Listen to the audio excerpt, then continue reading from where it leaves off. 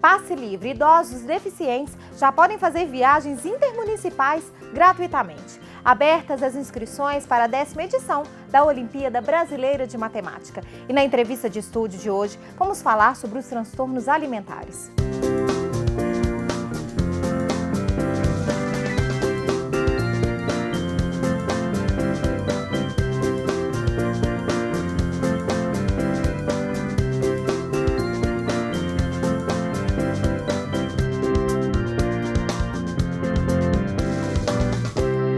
Olá!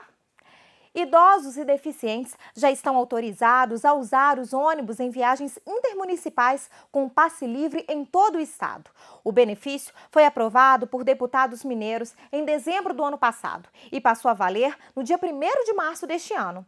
A gratuidade é válida para idosos que tenham mais de 65 anos e para deficientes que tenham renda individual menor que 2 salários mínimos. Segundo o texto aprovado pelo governador Antônio Anastasia, são oferecidas 2 vagas em cada viagem e a passagem deve ser solicitada com no mínimo 12 horas de antecedência.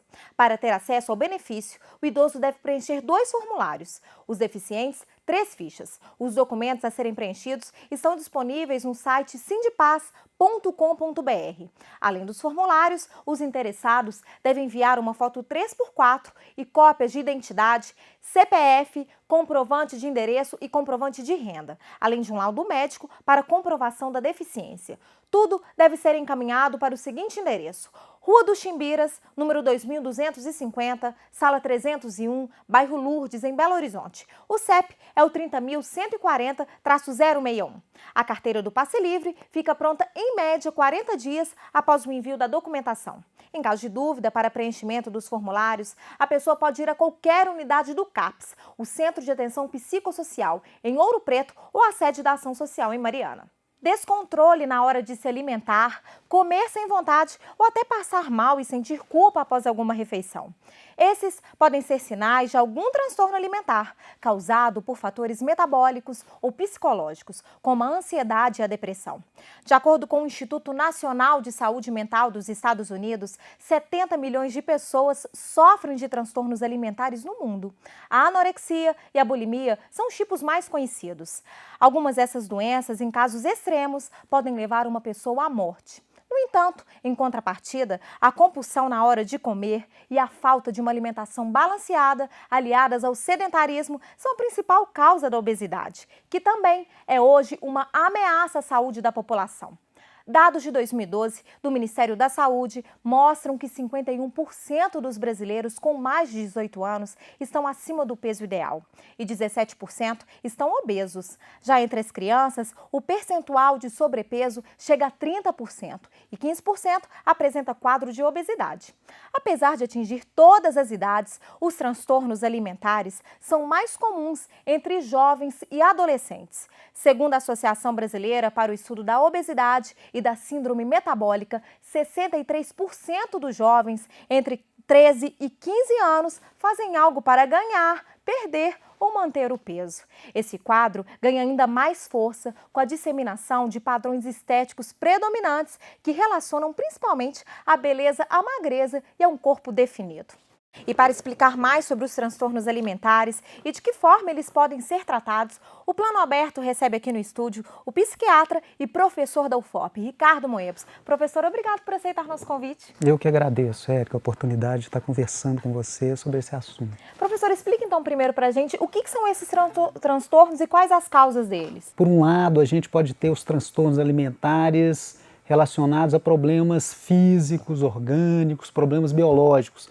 Algumas doenças físicas, algumas síndromes, em geral endocrinológicas, e que vão alterar profundamente essa capacidade de estar se alimentando adequadamente. Fora as doenças orgânicas, a gente vai ter também os transtornos mentais. E dentro deles, então, a gente tem algumas suspeitas, envolve muita coisa. Em geral, são sempre, quase sempre, multifatoriais. Então vai envolver como a pessoa é, qual que é a personalidade da pessoa, o jeito dela ser no mundo, a subjetividade dela e também o contexto social, familiar, econômico. Então está tudo envolvido. Falar das causas então dos transtornos alimentares é difícil por isso. E como que esses transtornos são tratados, professor?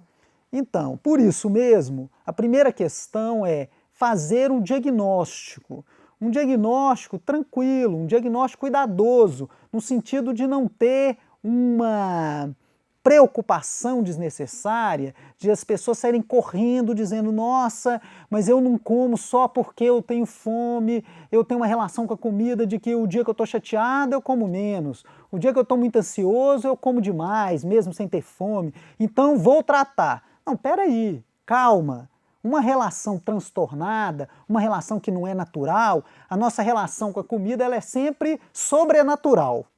Esse tratamento tem que identificar se isso é um sintoma, se você tem, por exemplo, uma neurose muito grave, se você tem um transtorno obsessivo compulsivo, por exemplo, que a gente chama de TOC, ou se você está com uma depressão moderada, uma depressão grave, e aí tem esse sintoma alimentar. Como é que a gente vai tratar esse sintoma alimentar? Tratando a doença ou o transtorno de base. Então, se você tem um sintoma alimentar porque está deprimido, então tem que tratar a depressão. Professor, e tem duas doenças que são as mais conhecidas, que é a bulimia, o transtorno, né? Que é a bulimia e a anorexia. Qual que é a diferença entre as duas? Então, esses já são quadros assim mais específicos, mais intensivos, digamos assim. Então, na anorexia significa, na verdade, essa redução, a ausência da alimentação. A gente tem, em geral, uma hiporexia, que é um rebaixamento. Você está comendo muito abaixo ou muito aquém do que seria necessário para a sua... Qual que é o critério? A sua viabilidade biológica. Tem um mínimo aí que não dá para abrir mão. Agora, a bulimia é quando, nesse contexto dessa falta de alimentação, a pessoa ela tem umas crises, ela tem uns momentos de uma fome incrível. E ela sente uma compulsão para comer. E nessa compulsão para comer, ela fica sem comer, por exemplo, 12 horas. Aí, de repente, come 3 latas de leite condensado. Então, nessa compulsão para comer, complica um pouco mais o quadro, porque ela come, fica perturbada com aquilo e provoca o vômito. E o vômito não vai sair só a comida, ela vai perder líquidos e metabólitos que são muito importantes para o organismo. Mas além da anorexia e da bulimia, a gente tem outros quadros, né? Que o contrário da hiporexia seria a hiperexia, ou seja, a pessoa está alimentando em excesso, porque a oferta é muito grande, não é? Na verdade, o problema estatisticamente mais relevante é o excesso e não a falta. Sim, a gente costuma ver mais esses casos, esses transtornos em mulheres, mas acontece com os homens também, né, professor? Sim, se a gente pensar, por exemplo, no excesso, na hiperexia, está comendo mais do que seria interessante física e organicamente, se a gente for pensar nesses transtornos, ele é tão frequente na mulher quanto no homem. Okay. Igual. Agora, a anorexia e a bulimia, que é essa coisa de comer para menos, é que é mais frequente nas mulheres. E como que a família e a escola, né, pode identificar as pessoas com esses transtornos e ajudá-los, professor? Primeira conduta é esperar, não precipitar, não levar todo mundo para ser atendido. A gente não deve lançar uma suspeita na cabeça de todo mundo, principalmente dos pais e das famílias e da escola. A gente deve falar assim, pessoal, fica tranquilo, a maioria das pessoas dá conta de resolver isso. Agora, feito essa ressalva, quando os pais, os amigos, a escola percebe que aquela pessoa está tendo uma variação do peso, uma variação da massa corporal que está chamando a atenção, vale a pena conversar sobre isso com aquela pessoa e até buscar um profissional da saúde. Ricardo, obrigado pelas informações, pelos esclarecimentos aqui no Plano Aberto. De nada, eu que agradeço a oportunidade e o convite. E se após os esclarecimentos, doutor Ricardo, você ainda acha que possui alguns desses transtornos alimentares ou conhece alguém que sofre com desses problemas, é preciso procurar atendimento médico. Em Mariana, você pode ir à policlínica para se consultar com nutricionistas ou um psiquiatra. O endereço de lá é a Avenida do Contorno, sem número, no bairro Barro Preto. Em Ouro Preto, você pode se consultar com um nutricionista na Santa Casa, que fica na Rua José Moringa, número 620, na Vila Itacolomi, e com um psiquiatra no Centro de Saúde da UFOP, que fica na Rua 3, no campus Morro do Cruzeiro, na Bauxita. Já estão abertas as inscrições para a 10ª edição da Olimpíada Brasileira de Matemática. A competição é voltada aos alunos do 6º ao 9º ano do ensino fundamental e ao ensino médio das escolas públicas municipais, estaduais e federais. Realizada pelo Instituto Nacional de Matemática Pura e Aplicada, a Olimpíada busca estimular e promover o estudo da matemática entre os alunos das escolas públicas, além de revelar jovens talentos na área e contribuir para a melhoria da educação básica. A Olimpíada vai ser realizada em 2 etapas. No dia 27 de maio, as provas serão aplicadas pelos próprios professores das escolas participantes.